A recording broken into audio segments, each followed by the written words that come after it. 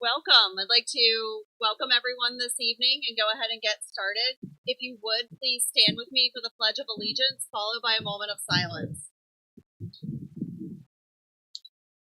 To the flag of the United States of America, and to the republic for which it stands, one nation, under God, indivisible, with liberty and justice.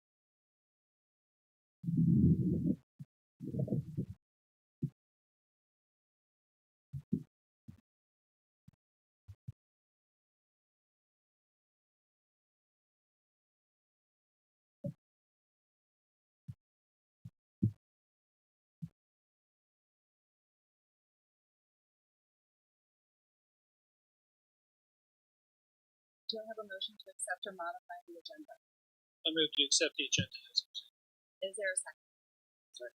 All those in favor, aye. Aye. Opposed, no. Thank you. Next up this evening, we have the instruction spotlight. Ms. Bragg.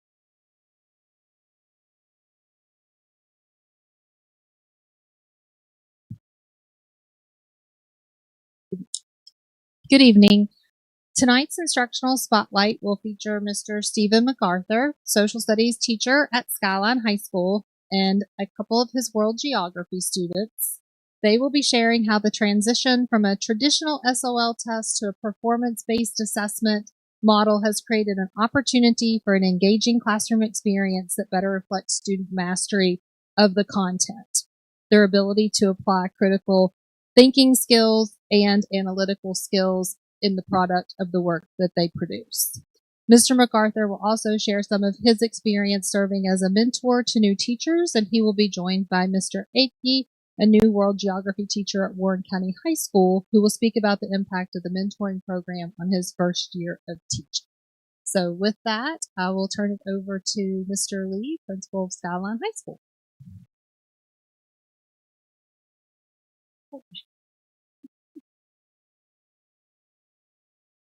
Thank you, Ms. Bragg. I just wanted to take a quick minute and thank our Mrs. Bragg, Mrs. Cupp, and the rest of our RRT folks at the school board office. I think they recognize the fact that not only in Warren County, but in the state of Virginia, there, for whatever reason, is a struggle with the history local awarded verified credit. So, they did the research. They looked at the alternative ways that we could help make our kids successful, not only in history, but we also transitioned to a different assessment for our writing assessment this year as well, which we have found, and I'm sure Mr. Kanesh would agree too, that the pass rates for both of those tests are just above and beyond. So I appreciate that and appreciate everything you all done, as well as our geography teachers that have taken that on.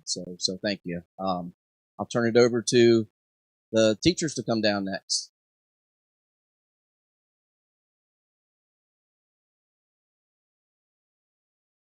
All right. Good evening, members of the board. My name is Stephen MacArthur, and I'm a teacher at Skyline High School. I've been part of the team developing and teaching the new world geography course for 9th graders.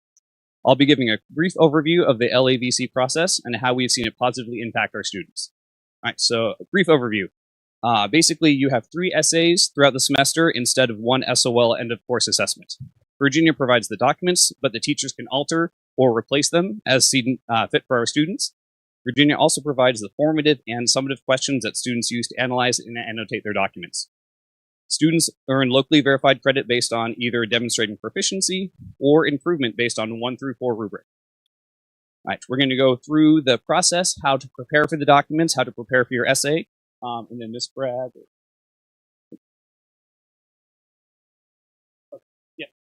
Ms. Cupp is going to pass out a sample document that we used for our first LAVC earlier in the semester. So first process for the preparation, students are given a set of 5 documents that all relate to a broad topic of the LAVC. So first one is migration. Second one that we're getting ready to write on Friday is loss of culture. And the final one will be trade.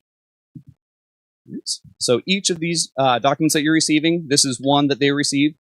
This is one of 5 that students are analyzing as part of the first LAVC discussing the impacts of migration.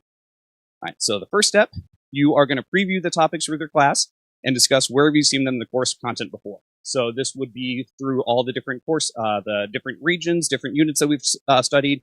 What is migration? where have we seen migration in different periods or different regions of the world, and then what are some impacts of migration.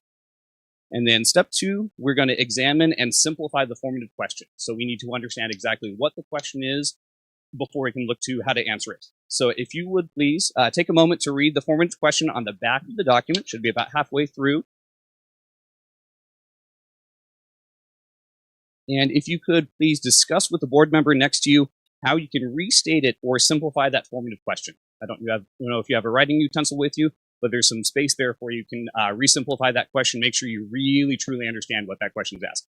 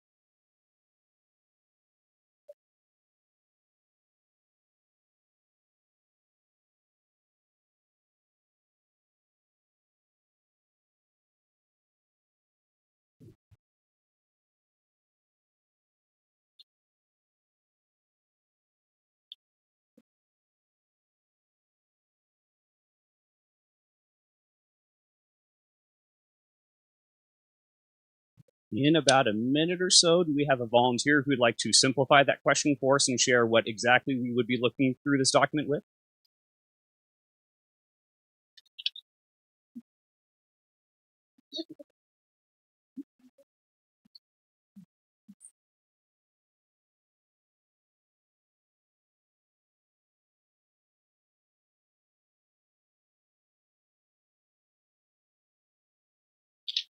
All right, ready? Come on, George. Okay, whatever. Grade me that. What impact do immigrants have on their culture? Okay. Could you, I'm making sure I have the right question. Could you read the formative question for me, please, before you restate it? How do immigrants change the place to which they move? Perfect. Okay, and sorry, what was your simplification again? What impact do immigrants have on their culture? Okay, very definitely close. We're talking about how the immigration impacts something, but it's not quite the culture. So I'm gonna help them out a little bit.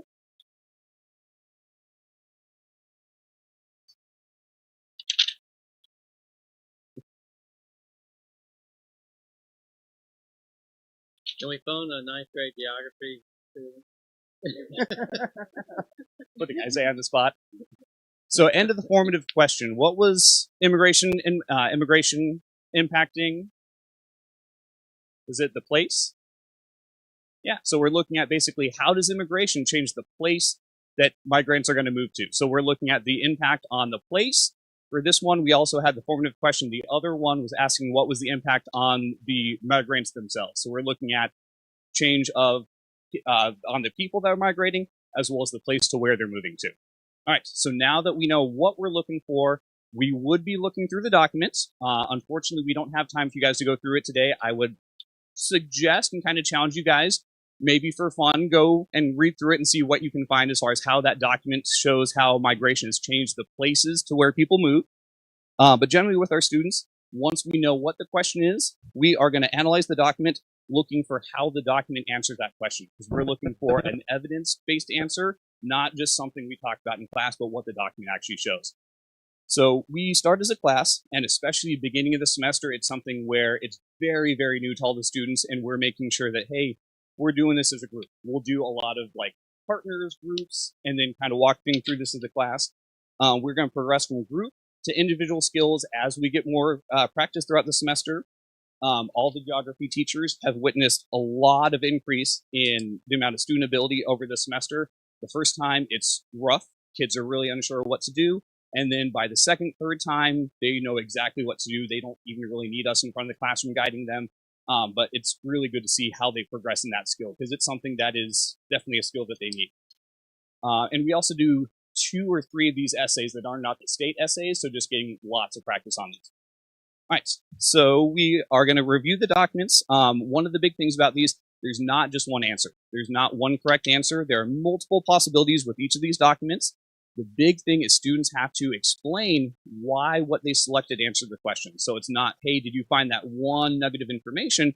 It's, there's lots of possibilities. You have to explain why yours is correct. And then lastly, they annotate the documents, including any vocabulary that they're going to include in their quote, and also how they can combine the documents to make their argument. So there's a lot of annotations, a lot of thinking through the documents as they read through that. Like I said, we don't have time for you guys to do that tonight, but what you would do is you find a sentence, maybe two, in there that answers that question, and then be prepared to explain how it answers that question. All right, so now you have 5 questions, or 5 documents all annotated, ready to go. Test day, which is coming up on Friday for us coming up. Students are given a summative question. So it is going to be very similar to the formative questions, but it is one that is guarded by the state. And it is going to be basically, you get a slip of paper on test day. This is the question that you're answering using the documents that you've prepared. So it's going to be similar to the formative questions, but just different enough. I call it adjacent. Students use their annotated documents to write a multi-paragraph essay, which is going to answer the summative question. They're allowed to use their annotated documents, but no guides, sentence starters, or organizational help, strictly prohibited by the state. They want to see the students put together an essay, not just regurgitate what we told them to do in class. Students are required to use evidence from multiple documents and explain how they answered the summative question. This is the big struggle that students have is, okay, you found the evidence, awesome. How do you explain how it answers that question? That's the big skill that we're developing. We have a grading focus on argument development and use of evidence from the document. So we really want to see you make an argument and then prove your evidence using your evidence. One thing that the students really like, and I appreciate also not being an English teacher, students aren't graded on spelling or grammar. I tell them, hey, you want to do as well as you can with the organization, spelling, grammar. It's going to make your argument more effective. But if I know with the spelling what you're trying to spell, that's fine. But that's something that a lot of students appreciate, and I'm not a big grammar guy, so I appreciate that also. All right. Overall, and so then basically they have their essay. As far as the whole process, we ran through this last semester, about halfway through this semester. And as an educator, I have really come to appreciate the LAVC process. I was suspicious and cautiously optimistic when it was introduced to us at the end of last year, but we've seen really, really good returns. It's something that really focuses on skill and cognitive development rather than just regurgitation of facts. I love history, but a lot of the history stuff, especially based on the SOL, if you have a computer or a phone, you can answer most of the stuff, and it's not that you are learning facts and not really learning as much skills. So the LAVCs is a lot about skills, and that's exactly what we want to have for these students versus just a bunch of information. I've talked with lots of different teachers at our school, especially with different contents, and there's a lot of cross-curricular skills, especially with English and science, and so this is something that we had been trying to work into our curriculum, was hard to do with other classes. One of the other things that really helps is critical thinking. So again, you need to be able to analyze the question, you have to go through the document and really figure out how does that document answer the question, and you have to be able to explain that. And so that's a skill that is going to transcend the classroom. In addition, you have to be able to synthesize information. You take information from multiple units or multiple regions from the world, and then you are dealing with big scale questions like trade, migration, culture, conflict. And so you have to really be able to synthesize multiple big ideas and lots of information. In addition, you have 5 documents, and you will not pass the LAVC if you only use one. So you have to be able to integrate multiple documents and explain how they work together and how they answer different parts of the question and come together to answer that full summative question. And lastly, argument and thesis development. I had a student last semester who struggled with the writing, and she came back to me. Her English teacher actually sent her over. She was really excited. She had just written a thesis in her English class, and she was so excited, and it was really fun for her to see. I talked to her English teacher, and she's like, yeah, they know how to write a thesis. And so if anything, if they leave my room knowing how to do that, that's better than when they came in for a lot of students who haven't really done that before. So that's something that I definitely see as cool. We're building skills that students can actually use. All right, so I've taken up enough of your time. I have a student, Isaiah Grady, who has very graciously agreed and was a bit cajoled to share his experience with the LAVC process this semester, especially how it compares to the history SOL experience he's had.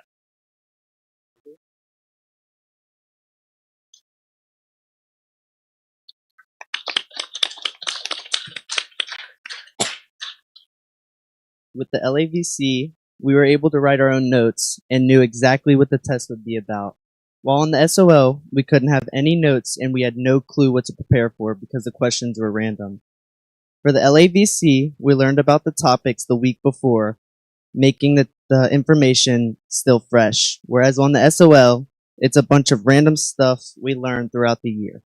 The LAVC also helped me prepare for future classes like dual enrollment English because the test is an essay. Writing these essays will help me a lot in the future with writing properly and creating an argument.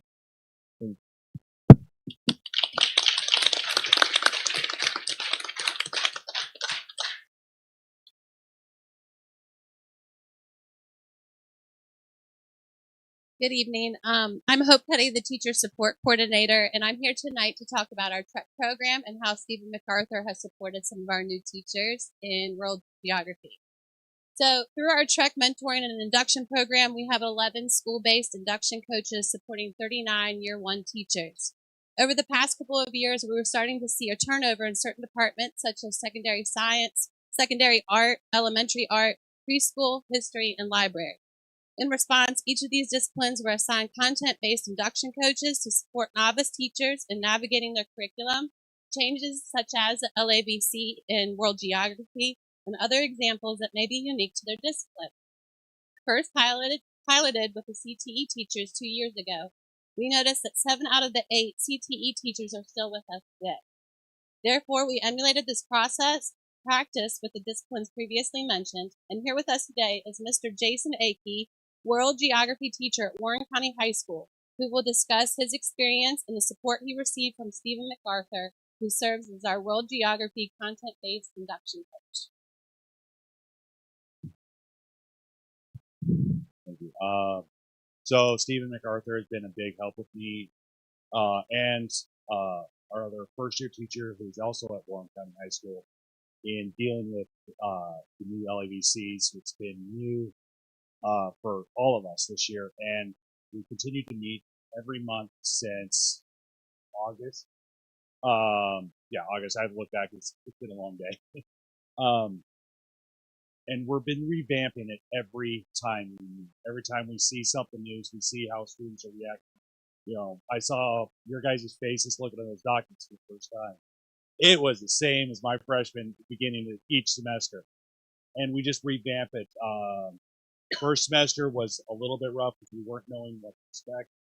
We met throughout the semester and then again in December. And we've pretty much completely revamped how we're teaching it to where we're seeing more success in this first set of documents. And we're going to possibly see even more success in the second set and third set.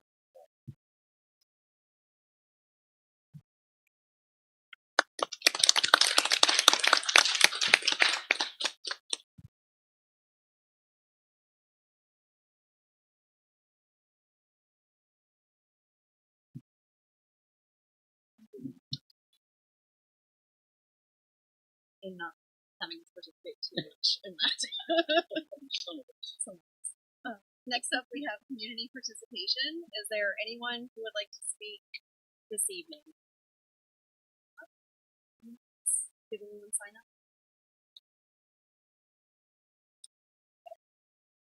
Moving on then this evening to our all-state presentations. Dr. Ray. Thank you. Madam Chair, we are fortunate tonight to have our students from both Warren County High School and Skyline High School who have received state recognition, either academic or athletic. So at this time, I believe Mr. Ganesh is going to begin with Warren County High School, and as he calls the individual groups up and their sponsors or coaches, they would come up and stand on stage, and then we'll have time for pictures from the school as well as parents who want to get pictures. So. All right, thank you, Dr. Wright. Members of the school board, it's always an honor to recognize our students, staff, and parents with you. Tonight, we honor those students, sponsors, coaches, and parents who have achieved very high standards of excellence on the mat, the track, in band, and DECA at the state level. So what I'm going to do is I'm going to do the fall-winter athletes. We'll take a picture of them, Dr. Costner, and then we'll move on to band and DECA. All right? So first, we have 3 wrestlers who placed at this year's state championships. Placing fifth was Justin Savage.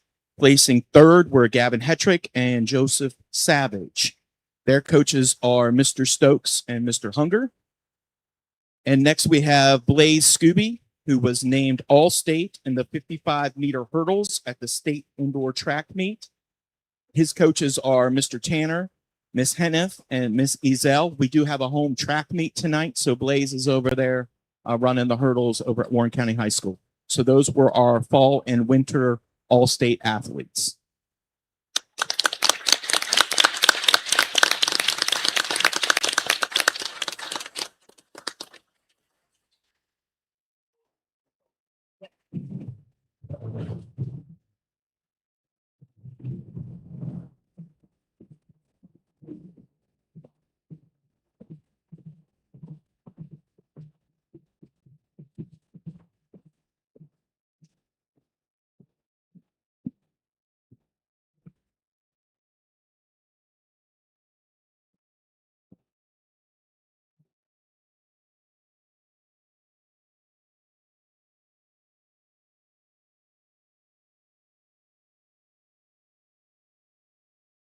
Thank you, gentlemen.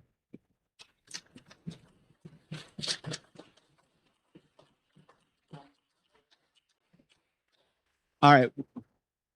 Next, Warren County High School is so proud to have Mr. Rowan Smith represent our school and our band program as an All-Virginia band participant. I know that Rowan had tennis practice today. So I don't think that he's here today, but All-Virginia. Oh, hey, there you are, Rowan. Come on up, buddy. So it is a very distinct honor for the All-Virginia band. He competed against all other high schools in the state of Virginia. Rowan, what instrument are you playing again? So he's all chair in the tuba. So congratulations, Rowan.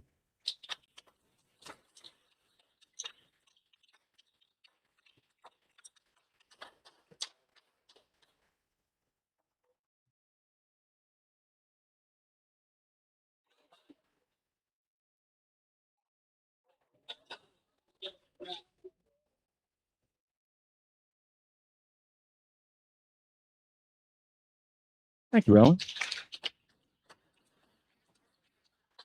All right, and finally tonight, we would like to recognize the students and sponsors of our Warren County High School DECA organization who had great success at the State Leadership Conference, with many of them qualifying for nationals this month in Atlanta.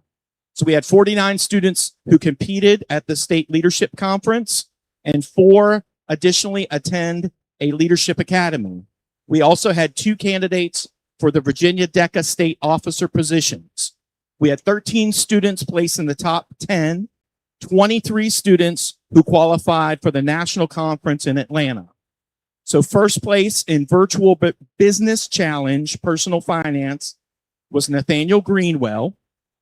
Second place for business solutions project were Hazel Foster and Isabel Rapole. Third place for quick serve restaurant management was Joseph Abril. Fourth place for principles of finance was Jordan Avery. Fifth place in integrated marketing campaign were Lauren Folt, Lisa Holschler, and Anya Kozaneski. Fifth place in sales project were Cullen Ahmed and Emma Gibbons. And in 10th place in financial literacy project were Nathaniel Greenwell, Caitlin Keener, and Kaylee Pressgraves.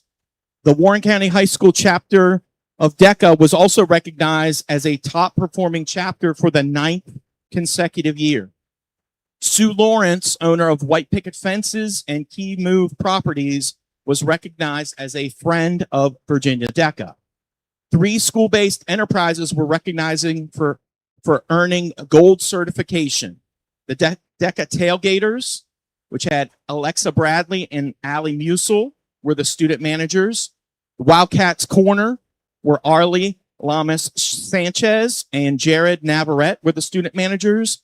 And Wildcats Live with Natalie Imbrego and Michaela Harper as the student managers. We are proud to recognize Natalie Imbrego, who was elected as a Virginia DECA Region 3 vice president, which makes her a state officer.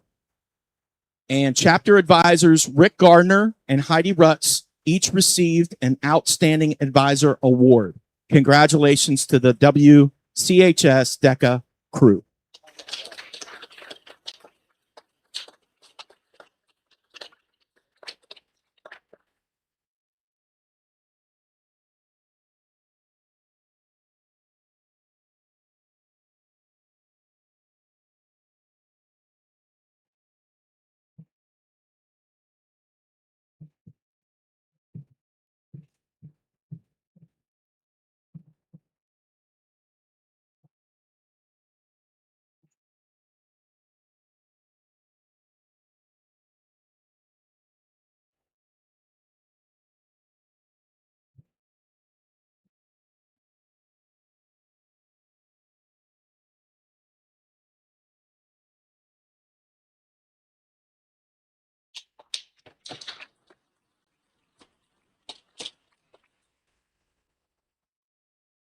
Thank you to our students, sponsors, and coaches, and parents for always representing Warren County High School in a positive and competitive manner.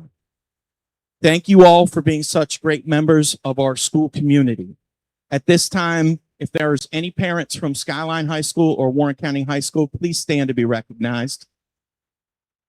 Parents, come on, stand up. We'll make you stand up. Thank you for the transportation you provide, the team meals that you provide, all that you do behind the scenes for your student athlete. Thank you. Now I turn it over to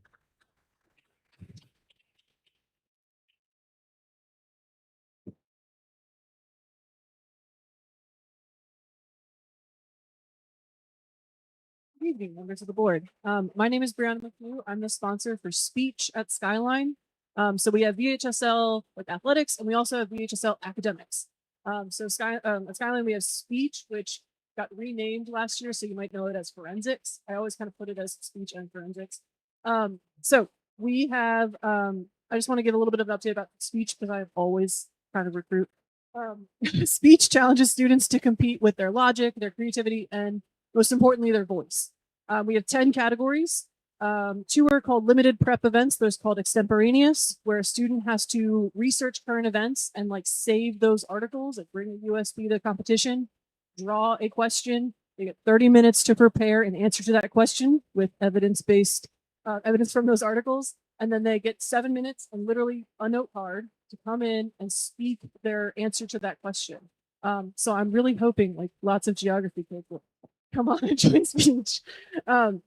The other limited prep is called impromptu, and that is like anyone who's a conversationalist to come and draw a topic. It can be a name like David Beckham or a word like, I don't know, candy. And you get 7 minutes to both prepare and speak. And so it's the kid who can like talk about anything. I'm doing impromptu. We have other categories. Original oratory is the kid who wants to do a TED talk, write your own speech, bring in your own evidence, do a little TED talk. And we also have interpretation events, including storytelling, humorous and serious dramatic interpretation, where you pick a selection from a book and be able to like really present that, as well as prose and poetry interpretation. So our 2 competitors were Landon Nelson in storytelling and Luke Natalie in extemporaneous. Landon's storytelling was a story called The Open Window from H.H. Monroe, where he is limited to basically a hula hoop space and has to retell that story as if you're kind of telling it to kids and bring in different voices and accents and certain actions and movements in that limited space to be able to like retell that story to kids. And then Luke did extemporaneous. And so what happens with extemporaneous is that you are given 4 rounds of a category and you have to prepare for all of that. And so Luke, for example, had to prepare and find articles on Brazil, the FDA, Saudi Arabia, the First Amendment, like current events in the last couple of years. So both competed at regionals and got second in their categories. Both competed at super regionals and Landon got second in storytelling at super regionals and Luke got 4th. Luke then with that 4th is an alternate to states, but didn't get called up. Landon went to states and placed 5th at states in storytelling. So you want to go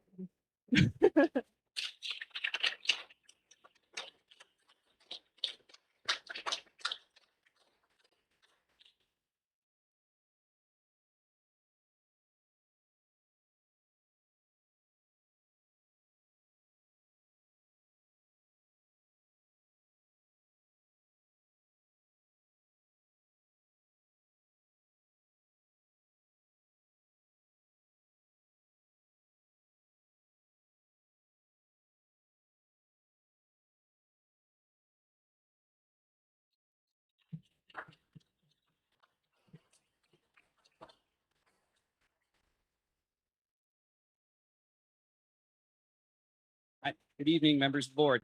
My name is Stephen MacArthur, and I'm the coach of the Skyline High School cross country team. I'd like to recognize the leadership and accomplishments of Sebastian Beeker. Sebastian is a dedicated student, runner, and leader. As a senior and team captain, Sebastian could always be counted on to give advice and guidance to the younger runners on how to strategically run each course, to how to avoid the large and small injuries that are all too common throughout the season. Sebastian's hard work and dedication through the long season results in him being recognized as a member of the all-region team and competing in the state cross-country meet in Salem. Sebastian will be missed on the team as he runs for Randolph College in the fall. I ask that you join me in recognizing Sebastian for his hard work, leadership, and achievement this season.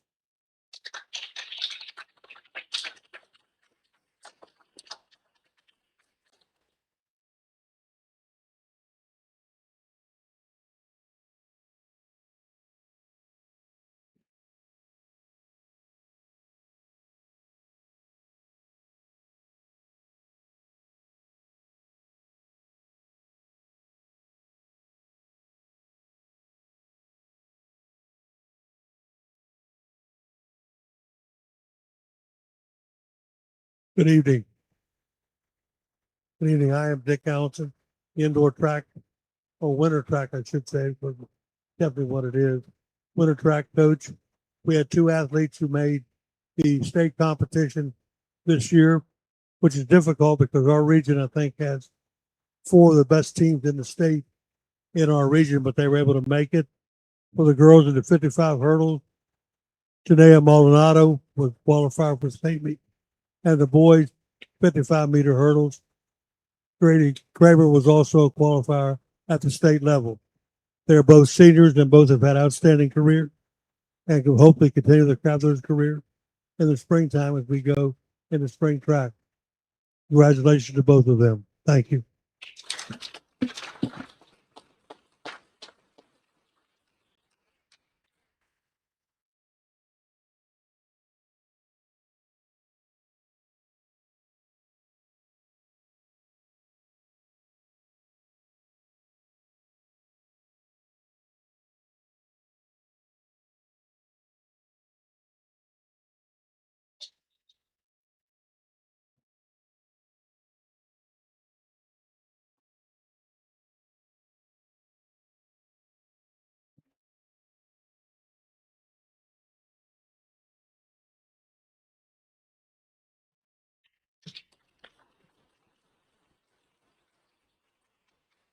Board, thank you for having us here today.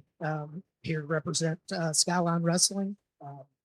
This season was one of our more successful seasons that we've had. We won our 7th consecutive district championship, our 6th region championship in the last 7 years. And then at the state tournament, we won our 2nd consecutive team state championship. We set a team record this season with 4 state champions. Cameron Key, DJ Maybe, and Cody Davis all made the blood round, finishing 1 win away from state placement. Vinny DeVello finished 4th in his weight class. Isaiah Grady finished 3rd in his weight class. Parker Withers and Titus Drake finished the season as state runner-ups. Dylan Lewitt became the first freshman state champion in the history of our program. Peyton Allier won his 2nd state championship. Jacob Buffum won his 1st state championship. And Josiah Sykes will graduate as a 2-time state champion. More importantly than that, our team carries a 3.8 overall GPA with 9 of our team members with a 4.0 or higher. All of our graduating seniors that are in the starting lineup will be attending college next year, with most of them wrestling. This continues a 100% success rate of graduating seniors within the program, continuing with higher education over the past 2 seasons. With 86% of those also competing at the collegiate level. So this year we have 2 that are graduating. Josiah and Parker will both be competing at the University of Lynchburg next season.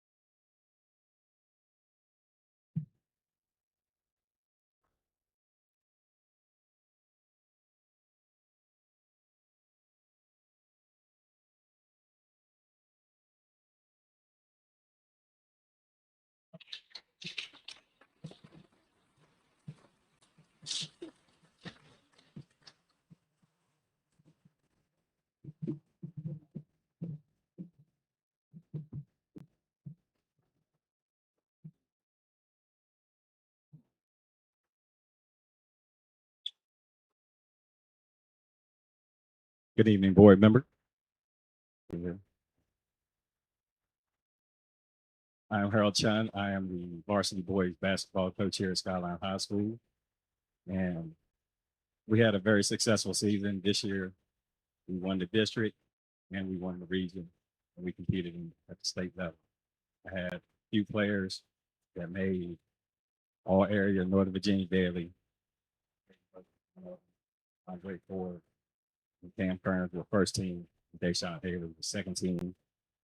Dayton Burks was also first team all district, along with Andre Ford.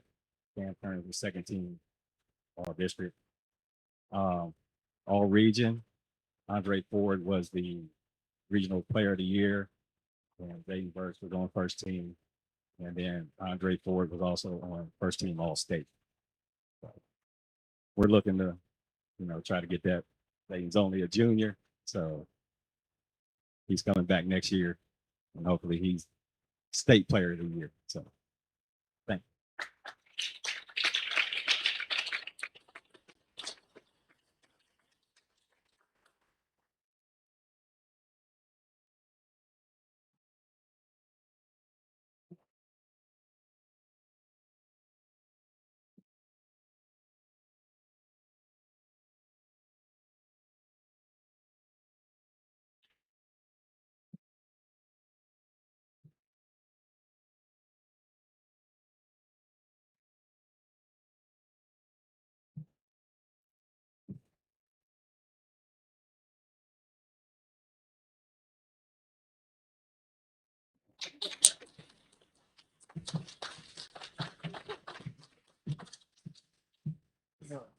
My name is Charles Hutton. I'm the girls head basketball coach.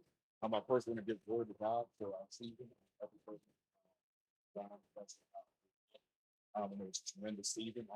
I thank Bill Cup, and my principal too. Without Mr. Leah and Mr. Cup, none of this was possible. So I just want to say thank you to them. Thank you all our fans in the community. Even when we were going to work the state's game, thousands of dollars got donated towards the team for the state game. It was just phenomenal to see the community come together with fire trucks, everything. So I just want to say thanks to the community, all that. Now on to the team. We were 23-6 of the season. And with that, Carson Bunch was first team all district, Cameron Logan, second team all region. Lizzie Scriva, first team all district, second team all region. And today I'm going to present her $1,000 ball, not $1,000, she wishes. Her 1,000-point ball. She scored 1,000 points to bring her 4 careers on varsity. This girl, she's a go-getter. We didn't think that it was going to be possible for her to get it. She sacrificed so much as far as moving from a scoring position this season to really running the ball up towards at the point guard. But with her sacrificing as far as we did, she was able to get her 1,000 points. So here you go, Liz School, without the point guard.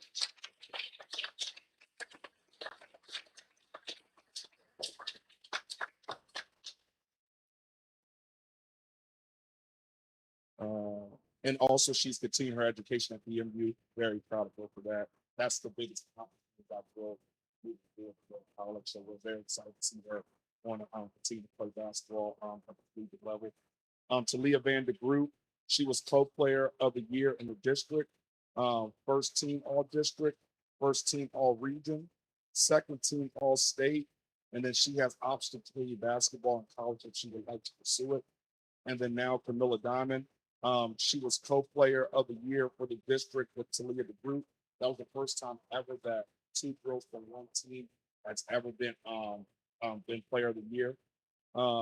She was also first team all district, first team all region, and she was player of the year in the region. And she was first team all state, and then Northern Virginia Daily player of the year. That girl, her stat level with the skyrocket all season. Very unselfish player, but she definitely took a lot towards this team. So this team has made so much history. We were able to bring 3 trophies back to Front Royal, district championship, regional championship, state runner-up. Last year, we had a three-way tie with first place in the district. This year, we were first in the district and region. We earned second place in the state this year. No team in Front Royal for basketball has made it to the state game prior to this year, from my knowledge. We were the first team ever to have two players share Player of the Year from the same team. Both of our seniors have options to continue basketball at the collegiate level. First year in Skyline history, beating Meridian to advance to the state game. These girls just did phenomenal this year. There's a lot of sacrifice that went along. We took a lot of bumps in the road, but these girls have stayed the course, stayed the task, so they made a lot of history. Girls, come on up, and you guys get your picture.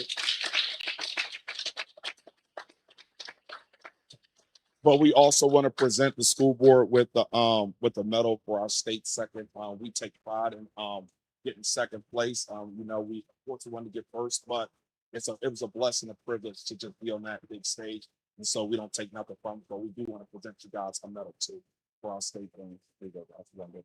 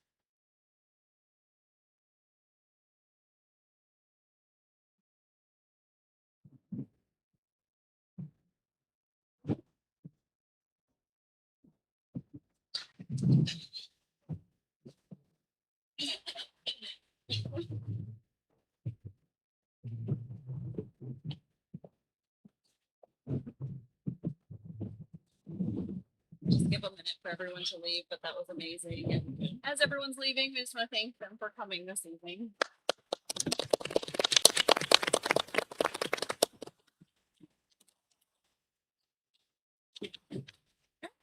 Next up, we have the consent agenda. Is there a motion? I move to accept the consent agenda as presented. Is there a second? Any discussion on that? All those in favor, aye. Aye. Opposed, no. Thank you. Next up, we have reports. Dr. Wright. Thank you, Madam Chair. I have a few comments this evening. First of all, welcome back from spring break. I hope that everyone was able to enjoy that time. I'd like to thank Mr. MacArthur from Skyline High School and his student Isaiah Grady for your comments this evening and sharing about the performance-based assessment. Also, Ms. Petty for her work with our new teachers program, and as well as Mr. Akey and his testimony to the new teacher program and the success that has had in keeping our teachers and teacher retention. I would like to thank all of our students who are recognized for all-state status in their respective athletic and academic teams. This recognition as all-state is a distinction that demonstrates their dedication and commitment to a specific academic or athletic discipline, and the dedication and time that they have displayed in this activity is the same dedication that will make them successful in their future endeavors. I'd also like to thank all the parents that were here and the coaches and staff and people behind the scenes that make these groups successful. Additionally, before spring break, I was able to make it to the Friday evening performance of School of Rock at Warren County High School, and I wanted to share how much my wife and I enjoyed the show. Looking forward to getting to as many spring concerts as possible, as those are on the schedule now, and also taking in some spring sporting events now that the weather, warm weather is hopefully here to stay. Additionally, I had 2 engaging days at schools on Wednesday before break, and with students and staff at Rusty Jeffries, and again on Friday, right before break at Blue Ridge Tech Center. Those were just fantastic days. Tomorrow I will spend the day at E. Wilson, and I'll close out my tour of all 11 schools next month at Skyline Middle School. So I can thank the principals and the staff just for welcoming me, and just how much I've enjoyed being in our school. It's really been a great experience to take the day at each school. The upcoming Board of Supervisors hearing on the tax rate is April 14th at Warren County High School at 6 p.m. and that will be in the auditorium. And then additionally, on the same day, our HR department will be hosting a substitute fair and hiring substitutes on the spot, also at Warren County High School in the cafeteria around the right side. You can come in that way, and that'll be from 4:30 till 7. So come and get a job as a substitute, and then hang out and stay for the tax rate hearing and speak on behalf of that, if you're so inclined. And then lastly, I do not have a lastly. That was my last. Those are all my comments for the evening. Thank you, Dr. Wright. Thank you. Moving into school board member reports. First up this evening, we have Mr. I don't know what the reports. I just like to say that it's truly impossible not to be proud of all these kids. It really is what they achieved and accomplished and all the hard work that they went through. And lastly, just keep our fingers crossed about all this budget stuff, that we can make it through.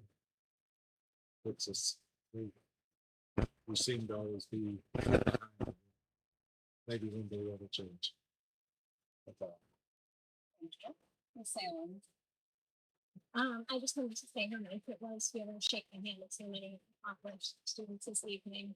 And I did have the opportunity to tour the 250 Freedom Bus that was at Warren County Middle School. That was a really thank you. Thank you. Mr. McFadden. So happy Easter to everybody. I'd like to also congratulate all of our folks who are here today, the sports athletes, the musicians, Mr. Chuba guy, and the DECA. It is quite an accomplishment to have that. I'm glad we were able to have the opportunity to recognize them today. I also want to congratulate LFK fifth grader Rain Wall, who was accepted into the Blue Ridge Environmental Studies Regional Summer Governor's School. We found out that from the principal the other day about that. It's a highly competitive program, so we congratulate him as well. And then I want to thank the Board of Supervisors for at least taking our numbers, our requests to the people, so to speak, as opposed to just the flat funding we've had a couple of years. So thank you to them. We'll hopefully see good results. Thank you. Mr. I also want to congratulate all the students for their achievements here tonight. I think it's great that we did this and invited them to come here to show our support where I know all of them will do great things in the future. Next, on March 5th, I attended the Spotlight on Students art show at the Ridge Arts Center. That was, we have a lot of talented art students, so it was great to see how much art they were able to get into that small space. But to do everything from high school all the way to university. Surprised at what level the students were following, but I agree with that part. And my 9-year-old was I went, we judged the press competition. So that was a great experience. Very expensive in the kitchen, and we enjoyed all of the cooking what they shared with us that day. So I want to thank Beck for a great opportunity for our students. I attended the closing performance of Anastasia here at Skyline High School. That was amazing for students. They put on quite a show, live musicians, as well as quite a show that was a long time to play an instrument. So it was a wonderful. I was not able to get to one of the high school performance, but I chance to attend there for me and do tonight. And then most of those have probably already happened for the spring. But it's a great way to get to know school. What it's done off for art and projects that they've done in Woodford. It's a great way to get to know your school a bit better and build those relationships. Then, yeah, I want to thank the world geography teachers, Mr. McCarthy and Mr. Mason, who were here tonight. Definitely eye-opening of what have a night. So now I know what we're a little bit up against. So look forward to that. I'm just going to take a second. We're getting a note from Mr. Budd up there that our mics aren't picking us up very well. So I guess if we could just speak louder and pull them closer to us. Thank you. I just want to thank everybody that came this evening as well. It was amazing to get to congratulate all the students and see all of their achievements and hear about them here at the meeting. I think I mentioned at our last meeting, just seeing all the recent waves of good news on our social media feeds from each of our individual schools and players. And I hope moving forward, we can really keep that momentum going of just getting all those positive spotlights out from Warren County Public Schools, because that really is going to make more of an impact than anything when we do things like our budget public hearing next week with the Board of Supervisors, which I would encourage all of our school community to go and attend and hopefully speak on behalf of our schools and help us to get the funding and just show that it is a need and that we're doing great things with that funding. So since the last meeting, I had a Mountain Vista Governor's School governing board meeting. Basically, applications are coming in at this time for the 26-27 school year. So they're seeing who all's applying at this point. We've had Warren County Public Schools students applying to fill those seats. We think we'll be able to fill them from our school division. So that's all really good. Something that's a little bit different just to make our board aware. There is an upcoming addition of a facility rental fee for Laurel Ridge Community College. There's the Middletown campus as well as the Warrenton campus. That's something that's happening statewide with community colleges.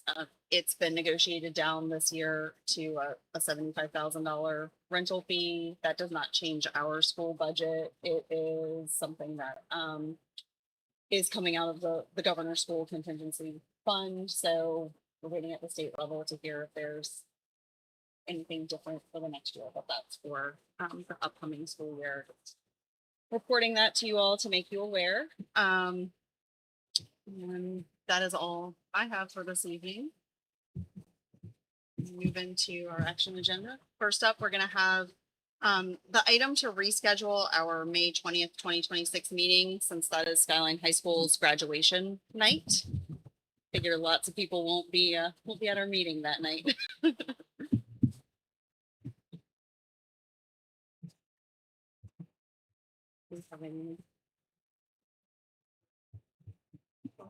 Suggestions? Preferences? Two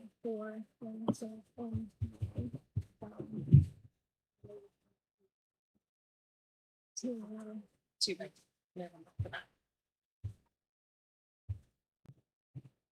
Dr. Wright, I think my only question was what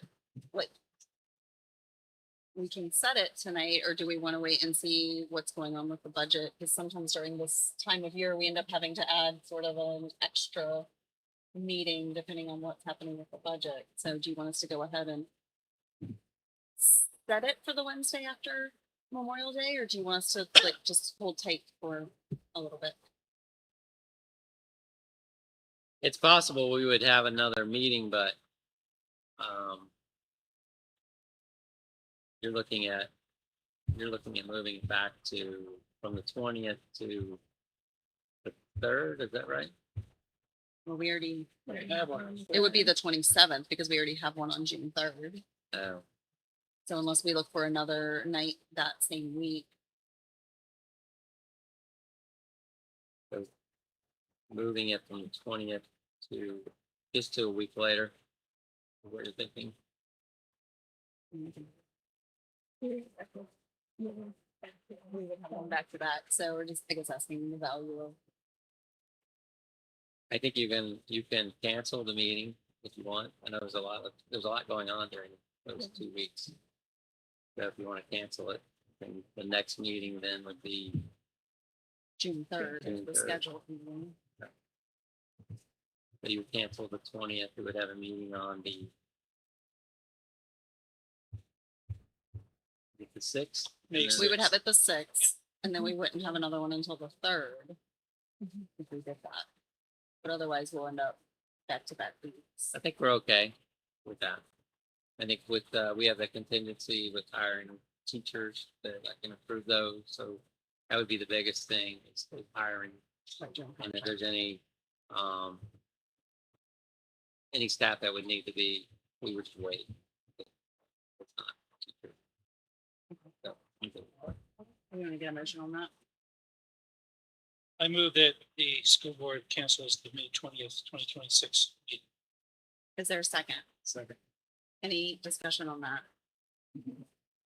All those in favor, aye. Aye. Aye. Opposed, no. Thank you.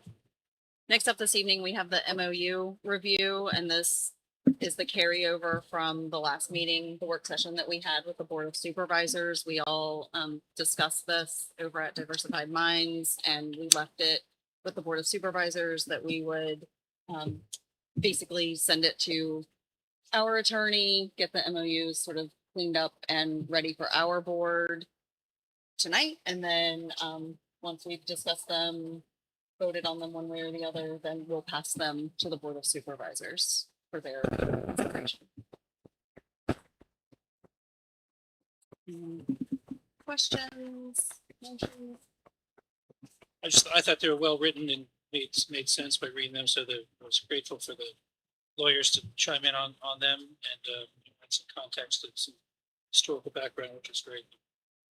I think they're good to go. Just to say it for anyone who's listening, these are the MOUs for the meals tax that's collected from the county every year, the carryover funds that would be what is left over from the school board appropriated budget each year, and then looking at doing lump sum funding for the school budget, recognizing just those three main categories instead of each line item of our different departments within the school system.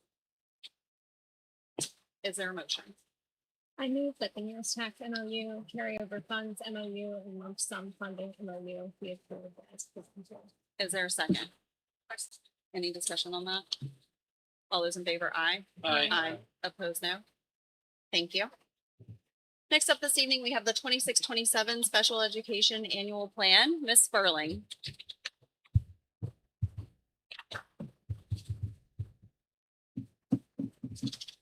Thank you. Good evening, everyone.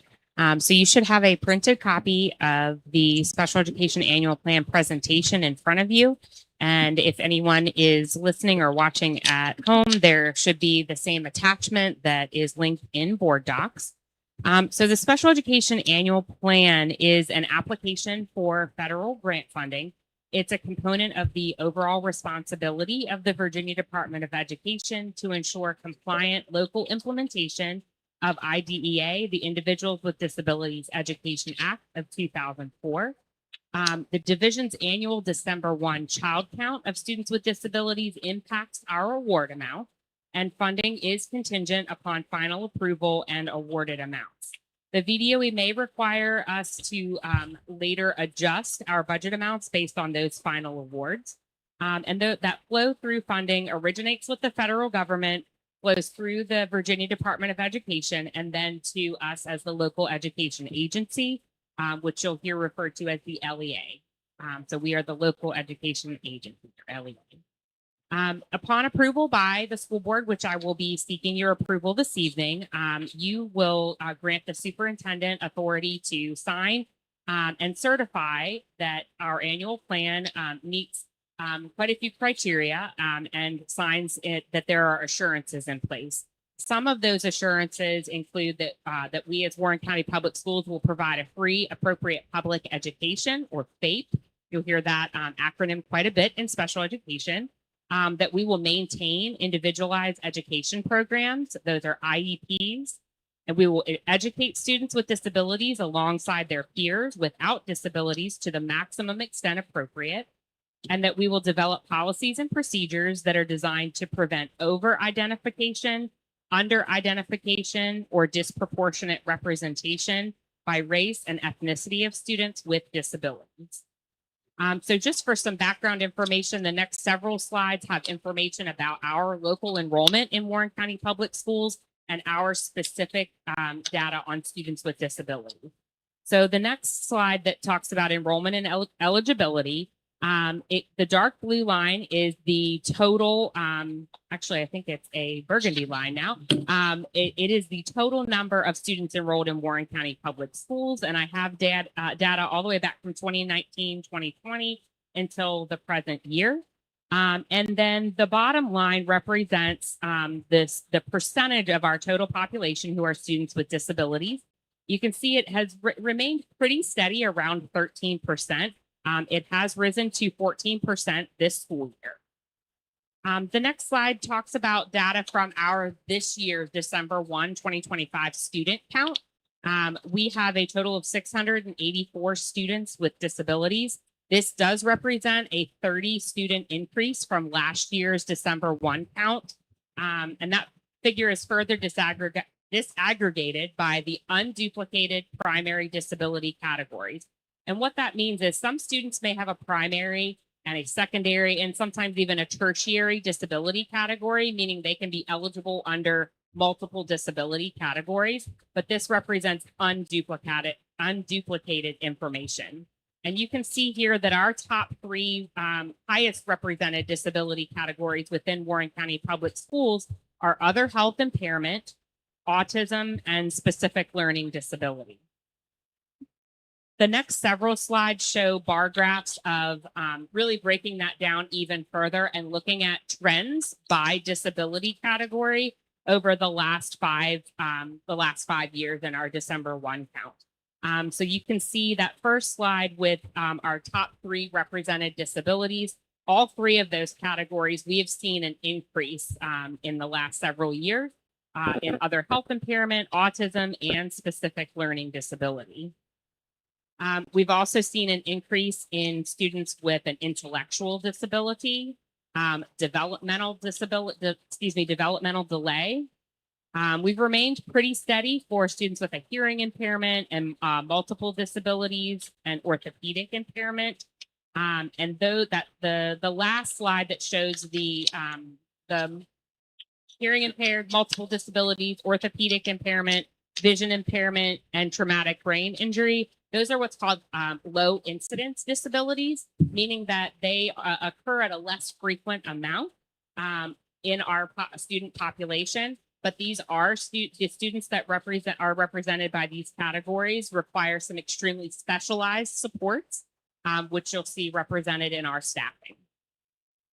So our staffing consists of a wide group of professionals. Our largest group includes our K-12 instructional assistants and our K-12 teachers, followed by our pre-K instructional assistants and teachers.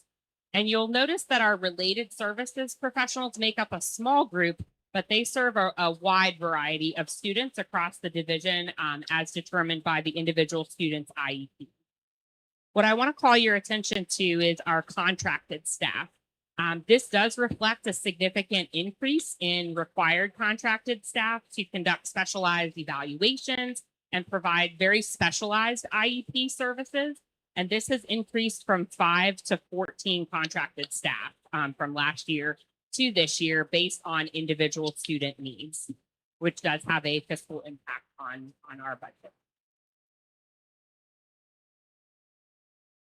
All right, getting to the specific annual plan components. This is for students ages 2 through 22 inclusive. It is in accordance with state and federal regulations, and it has 5 components. And we'll discuss each of those 5 briefly this evening. So it's Title VI Part B grant funds. That has two sections. Section 619 is funding for preschool students with disabilities. 6B grant funds, section 611 are for school age students with disabilities, K through age 22 inclusive. Another component of our annual plan is our RSW jail education program. That was part of our consent agenda this evening. We updated our annual interagency memorandum. So thank you for approving that this evening. And that is a part of our annual plan application. Proportionate set aside for both preschool and our K through 12 and age 22 students. These are for parentally placed private school and homeschooled students with disabilities within our community. And maintenance of effort. So let's talk specifically about our preschool. This is section 619. And I've left the information there from our previous year budget just so you have something to compare that to. So for 26-27, the application is for $34,471. And that application maintains that fiscal year 25 staffing based on the funding projections that we have using our fiscal year 25 award amount. And the proposed use is to fund a portion of one of our early childhood special education teacher salaries. So the remainder of those salaries are funded through other means. These federal funds cover one portion of one early childhood special education teacher. In the 611 grant for our school age children, K through 22 inclusive, that application is for $1,366,713. That is personnel services completely again, and it maintains the fiscal year 25 staffing based on those projections again.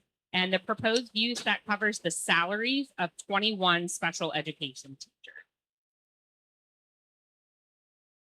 Moving to our regional jail portion of our application. As detailed in that interagency agreement earlier this evening, we anticipate our funding to remain the same as our fiscal year 25 funds, which you may remember from the previous year, we had been cut in half. So our funding was reduced by 50% due to a variety of reasons, but the number of students that we're serving in the regional jail has decreased. So we are funding 1/2 of a jail educator,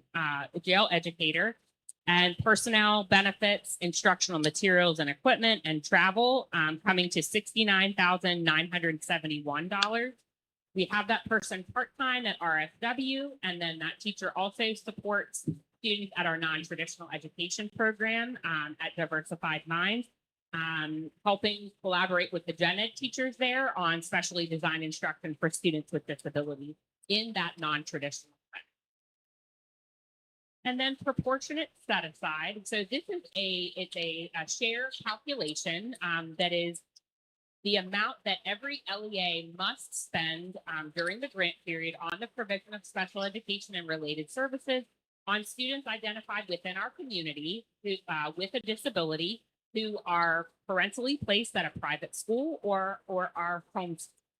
And those are students who are identified during child time. We use those funds to provide vision, speech and language, and hearing impairment services. Those services can be provided in a standalone pull-out model separate from an educational model. And these are services that are frequently sought within our community. They're not typically provided in private schools, and there's limited access to these types of resources within our community. Those students identified as having that need will receive those services at the public school, the Warren County Public School, that is closest to the location of their private. The average allocation per eligible child is $2,493.48, which calculates out to the total proportionate set aside at $67,511.78. And lastly, the last component is what's called maintenance of effort. So this is a regulation that requires school divisions to spend at least the same amount of local or local plus state dollars for a current school year on the delivery of special education and related services as were spent from the same source during the previous fiscal year. So it's broken down by local and local plus state, and then the per capita by student. So our local plus state brings us to $10,544,702. And we did meet that criteria. There are a couple of ways that a division can request an exception. We met under all 4 categories. We did not require an exception to this for maintenance of effort. But for instance, let's say we have a group of students with low incidence disabilities that require an extensive amount of support, and perhaps they're graduating or they move away to another division. They would require less support. That may impact the level of funding required to support our total population of students with disabilities. So that may be an exception that might be considered at some point in the future.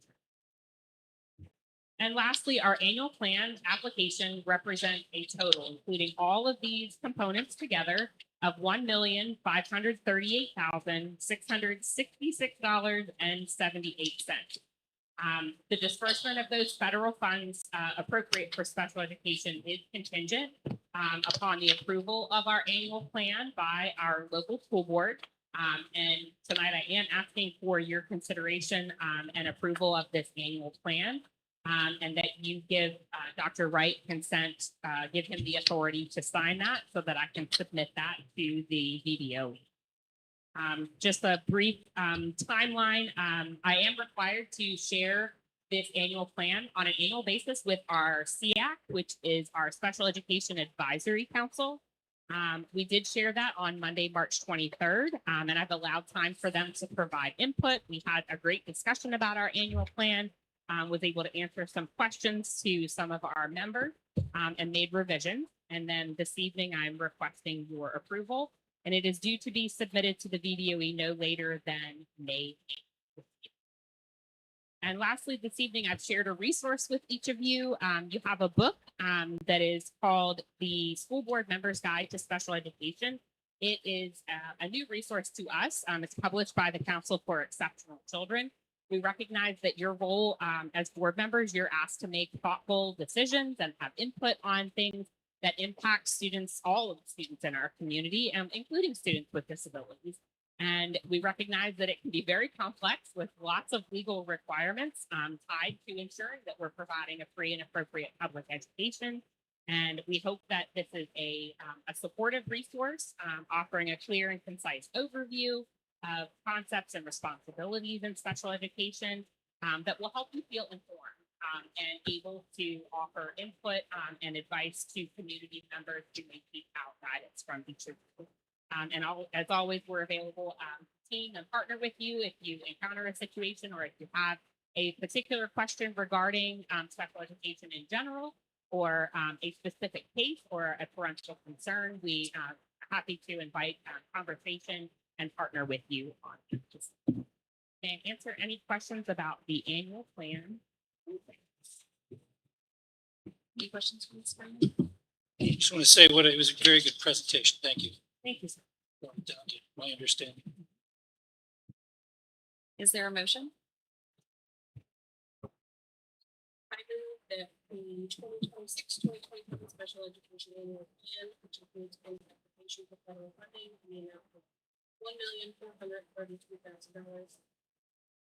$32,747.45 for 611 Part B and $35,948.43 to 615 Part B and $69,971 for 570 jail and total funding of $1,538,000, $38,666.78 be approved for submission to the board. Is there a second? I second. Any discussion on that? All those in favor, aye. Aye. Aye. Opposed, no. Thank you. And thank you, Ms. Sperling. Thank you. Next up this evening, we have the second reading of GAA. Mrs. Drake.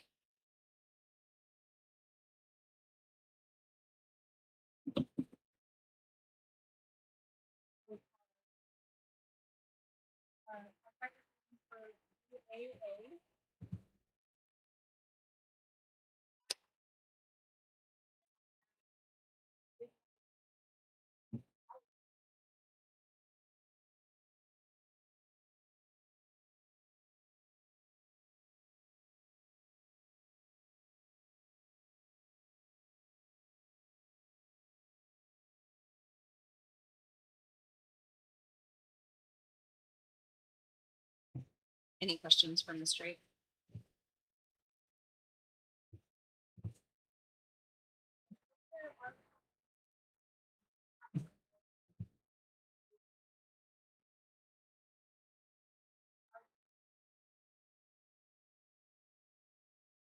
That opportunity as we train all of our employees to present the new policy to them as well, since I'll already have their attention. If you are able to make a motion tonight, if not, I understand that we can go to the third reading. It doesn't require three readings, it requires two. I move that we accept policy GAA staff time schedules as presented. Is there a second? Second. Any discussion on that? All those in favor, aye. Aye. Aye. Opposed, no. Thank you. Thank you, Ms. Drake. Next up this evening, we have the second reading of policy GCE. Mrs. Poe.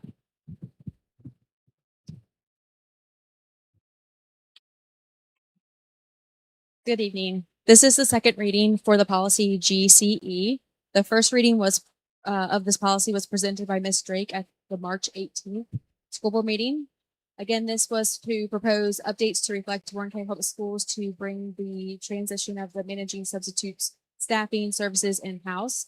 The revisions establish clear guidelines for recruitment, assignment, compensation, and expectations for part-time and substitute staff. They also ensure alignment with the Fair Labor Standards Act requirements of the division's timekeeping procedures, including the accurate reporting of hours worked. These updates are designed to provide consistency, support operational efficiency, and ensure compliance with the federal guidelines. At this time, do you have any questions, comments, or modifications?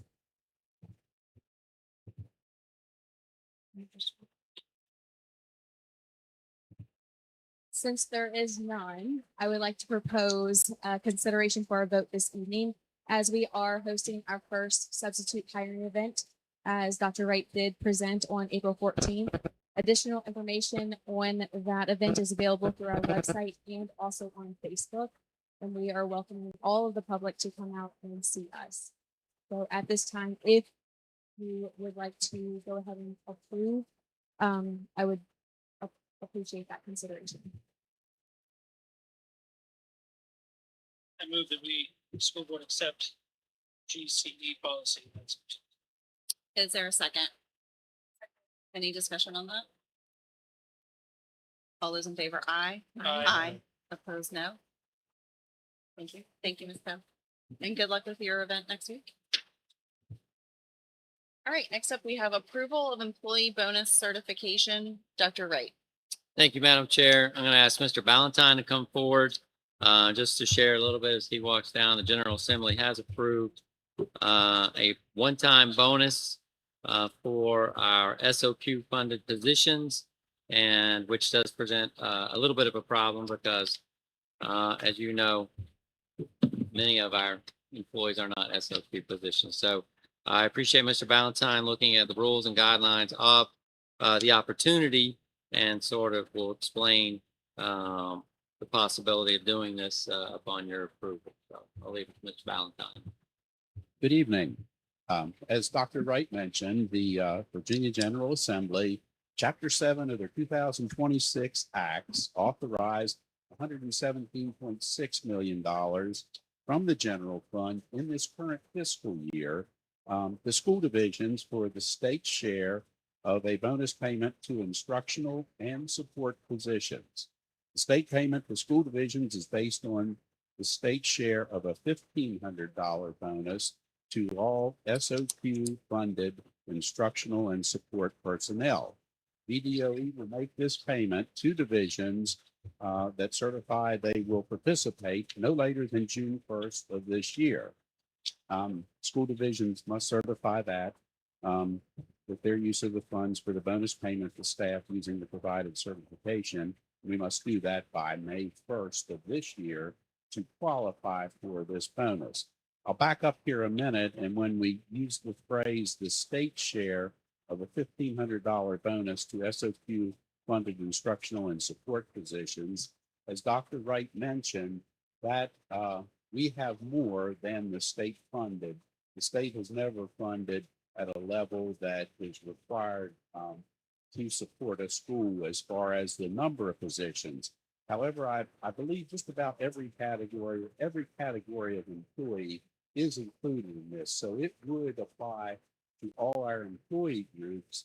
The problem is the state funding would not be at the level, the number of folks that we have in each of those groups of employees. While the state funding for this may be, it will be distributed rather in fiscal 26, the bonus may be paid in either this current fiscal year or next fiscal year. And the state share of the bonus that they would pay to us or will pay to us if you authorize the superintendent to say that we intend to participate would be $458,408. On our March 31st payroll, we had 755 eligible employees. If you multiply that out at $1,500 per employee, add in the 7.65 FICA tax that the employer pays on behalf of the employee, that comes to $1,219,136.25. So when you subtract what the state would give us for it, that means the school division would have to come up with $760,728.75 to be able to do this bonus in this fiscal year. I'm sure you're probably aware that this has been a tight budget year with the reduction in the number of students we have, and that's that effect on the state revenue. So it really would not be possible to do it this year. So we would need to do it next year. And because we just found out about this, there really wasn't an understanding that it was going to happen. So there's no consideration in next year's budget for it. So what do? I think there are several options that you may want to consider. And based on that, go ahead and say we wish to participate with the hope that we can next year. One of those options to fund it would be through staff turnover. I think you're familiar when we budget in January for positions, we use the salary of the person in the position. Oftentimes we'll have retirees, we'll have folks that move on or move out of the area or whatever. And typically when we replace them, often it's with an employee with fewer years of experience and therefore a lesser salary. Those savings sit there and are available to use in that year, or if not, they will go back to the county as part of the school surplus at the end of the year. So one option would be to wait and probably until September or October even maybe, and see what those turnovers generate. If it generates $760,728, then we would be able to go ahead and give the bonus to each of our employees at the prescribed $1,500 level that the state says. There's another option. In the budget for next year, the state budget, one of the options is to give a one-time flexible spending to school divisions to use at their discretion for one-time expenses. While we wouldn't use it directly for that, it would offset something already in the budget that we do have local funding for.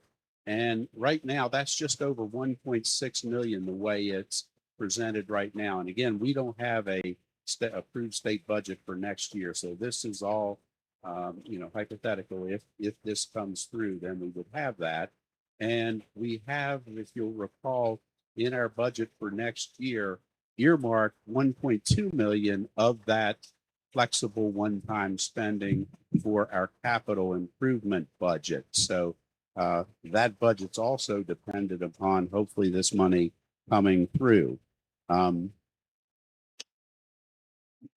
If we get that one-time spending at the amount that it's proposed at today, and if we use 1.2 million of it for the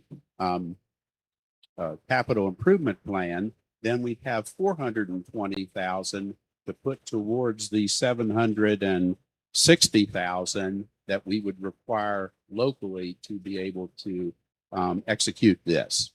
And then the third option, we feel we've been conservative in estimating the number of students we will have next year, and therefore budgeting a conservative number for state revenue. You might have thought we did that this year, and you saw we came up short. So there's never a guarantee with that, but I think we've been even a bit more conservative this year in doing that. So if we find out we're going to be getting more state money than what we anticipated based on more students than we anticipated, then we can again use that money to cover programs, and that frees up local money to be used towards a match. And then if a combination of these three options or any other option that becomes available between now and then does not yield sufficient revenue to execute the bonus, then the worst case would be the state share has to be returned to the state, the $458,408 that the state would give us. We would have to return that, but we wouldn't use it, so it should still be there to do that. So I think, for our employees' benefit, to me, it makes sense to go ahead and do that. And, while banking on hope is not a sound business or budgeting strategy, I'll be the first to admit that. Due to the many remaining uncertainties with next year's budget, we would recommend that the board go ahead and authorize the superintendent to sign that letter of intent so that we can get the money from the state. That would need to be done before May 1st. And then when next year's budget gets finalized and we start filling staff vacancies and things like that, September 30th, we see how many students actually we have in the classrooms then as far as state revenue. Then a decision could be made as to whether we're able to give this bonus out to our employees. And one thing the state did say in it, it could be used as a retention incentive. And if we wait till then to do it, then certainly anybody that's been hired or has been hired for next year or stays on from this year to next would receive it. So that's it in a nutshell, and I'll be glad to try to answer any questions. Quite honestly, the state puts us in a little bit of a bind by dropping this money to us. I'm sure other school divisions, our size and larger and smaller, for us, we'd need to have almost $750,000 just sitting there in abeyance and not earmarked this year to be able to do this. And we're certainly not in that shape. And I don't know that a whole lot of other school divisions, and the larger the division, the larger that number is, obviously. But it would be good for our employees if we can do this, obviously. And it would probably, I'm guessing, be sometime in the fall of next year. And that might be a good time for people to receive something too. So I think you said it in the end of your statement, but basically if we do our motion this evening, say that we'll sign for it, there's no harm done. If it doesn't work out next year, we don't really have to make any decisions. There are no decisions to make tonight as far as how we're going to pay it, what we're going to do with it, just basically that we will accept it contingent on the budget working out in our favor in the fall of 26. Yes, and really the only harm I see in doing it is, and hopefully our employees will understand, this isn't a given. When I know when people read in the paper that the state's given a $1,500 bonus, they start looking for it in their paycheck, the next paycheck. And unfortunately, this came with some requirements to it that make it really difficult, makes it impossible for us to do it this year. And it's going to be a challenge to do it next year, but I think we'll all work together hard to try to find a way to make it happen for the employees. But just so they understand, it is not a given. We can't guarantee that we'll be able to do it. And the thing is, you really can't do it for less than the $1,500. Last year, the state gave us a chunk of money and we did not have to have a local match. And they said, you can divide it up however you want. So we just took whatever that amount was, divided it by the 755 or ever many employees we had last year at that time, and gave everybody a bonus of the same amount then. That would have been a lot easier to do this year, but that's not the way it was given to us. So we have to deal with it the way it was given to us. Any questions for Dr. Wright or Mr. Valentine? I just like to say, I'd like to make sure we make it clear whether it's possible. What hurt you going about that? Well, And if you could get the 300,000+, if they have this the second time, we'd be close to that number. So with the state funding about 458,000, and spending 760,000, the state is really contributing just under 38% towards this. In their mind, they're contributing 55% because that's what the state share would be. The part that takes it from 55 down to 38% or whatever the number is the fact that we and every other school division have more employees in each category of employees, whether it be a classroom teacher at a certain grade or it be for any other support area, any support areas. We have more employees than what the state's willing to fund us and other school divisions for. I did have one other question about just the math, and not to question in the while on the spot, but if we have 755 eligible employees with a $1,500 bonus, that comes out to $1,132,500. But the number listed here is $1,218,136. Yeah, I thought and was your number higher? My number was lower by Okay, 86,000. the difference is 7.65% for FICA. That's the employer's share, employer's cost of doing the payroll. We wouldn't have VRS, none of those consideration employer costs come into it, but the 7.65% FICA does come into it. We would have to pay that for the employee. And I will just note this too. When we give a bonus, the IRS requires us to withhold at a higher rate than most people are having withheld from their taxes. So that $1,500 bonus, it comes down. I didn't calculate it, but it's close to 36% that has to be withheld.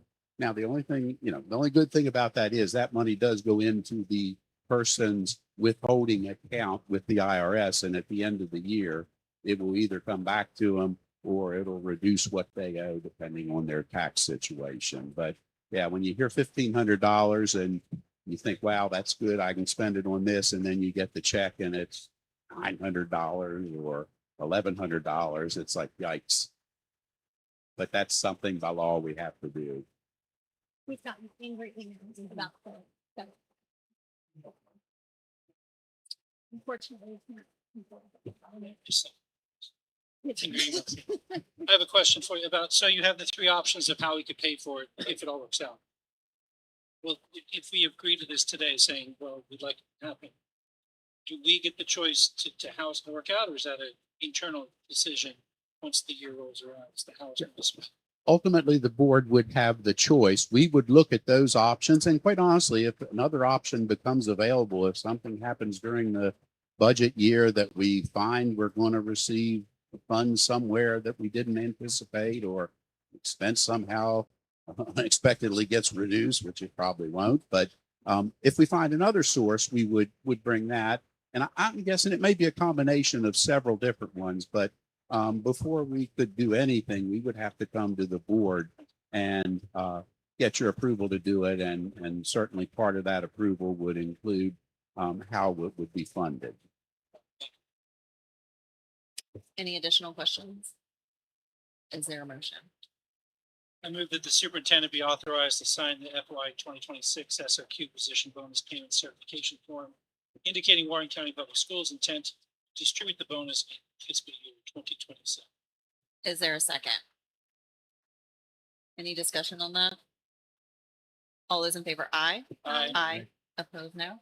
Thank you. Thank you, Mr. Valentine. All right. Next up, we have the acceptance of teacher effectiveness support in critical shortage areas and dual enrollment grant and a request for additional appropriation. Ms. Bragg. I'm pleased to present to the board that Warren County Public Schools has been awarded the Teacher Effectiveness Support in Critical Shortage Areas and Dual Enrollment Grant. It's quite the title. From the VDOE in the amount of $20,000. This money comes from a set aside that the state had $500,000 set aside as part of Title II to fund school divisions to support educators in high need areas.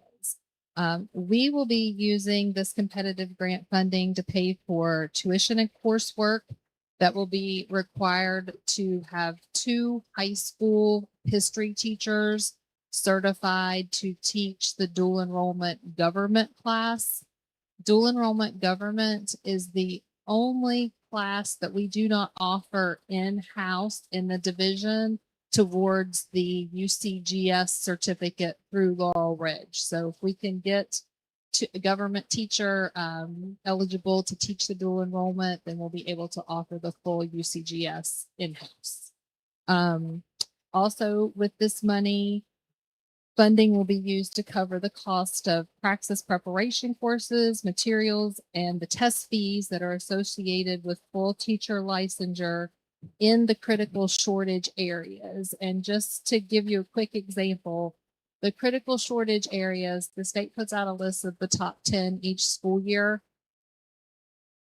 It covers just about every position in the division for teachers. This really speaks to how, short we are as a state with licensed teachers. It's, all elementary teachers, middle school teachers, special ed teachers. I mean, it's broad categories. It used to be in the past, those shortage areas were often very specific, and we have seen a change in that. So we appreciate the $20,000 to help get more of our teachers certified. And I'll leave it to you for questions. Questions for Ms. Bragg? Is there a motion? I move that the Warren County Schools accept the teacher effectiveness support in critical shortage areas in dual enrollment grant award in the amount of $20,000 and authorize the superintendent to request the additional appropriation from the Warren County Board of Supervisors. Is there a second? A second. Any discussion on that? All those in favor, aye. Aye. Aye. Opposed, no. Thank you, Ms. Bragg. Thank you. That ends our action items this evening. Next up, we have board member requests, and then we'll start with Mr. Klein. Ms. Salins. The only request that I have is just that we stick with our policy and that can go to the agenda on Friday. I know we all have cycles on Wednesday, so it can be impossible to until they're out of work.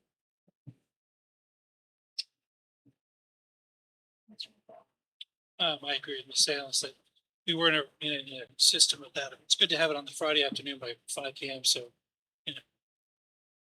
looking at it on Saturday or Sunday or whatever, rather than during work on Monday or Tuesday. So, Ms. Jones.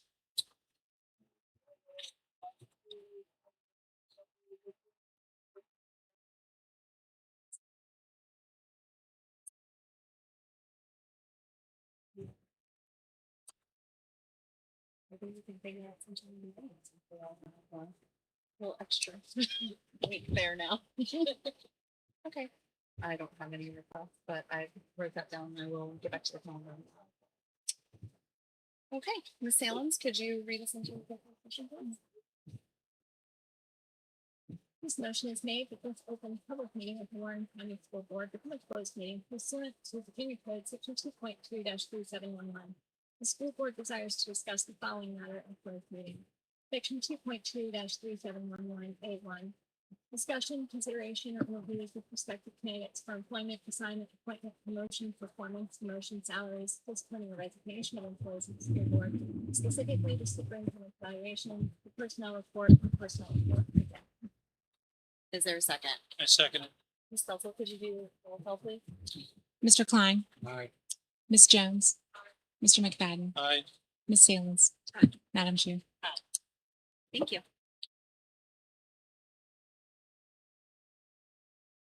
Ms. Salins, could you read us out of the executive session, please? According to the votes reported by the clerk, the school board of Warren County does hereby certify that to the best of each member's knowledge, one, only public business matters lawfully exempted from open meeting requirements under the Virginia Freedom of Information Act were discussed in the closed meeting to which this certification applies. And two, only such public business matters as were identified in the motion by which the closed meeting was convened were heard, discussed, or considered by the school board. Is there a second? I second it. Ms. Stelzel, could you do roll call, please? Mrs. Salins, Aye. Mr. McFadden, Aye. Mr. Klein, Aye. Ms. Jones, Madam Chair. Aye. Is there a motion on the personnel report and personnel report addendum? I make the motion that the April 8th, 2026 personnel report or personnel report addendum be approved as presented. Is there a second? All those in favor, aye. Aye. Opposed, no. Thank you. Anything else this evening?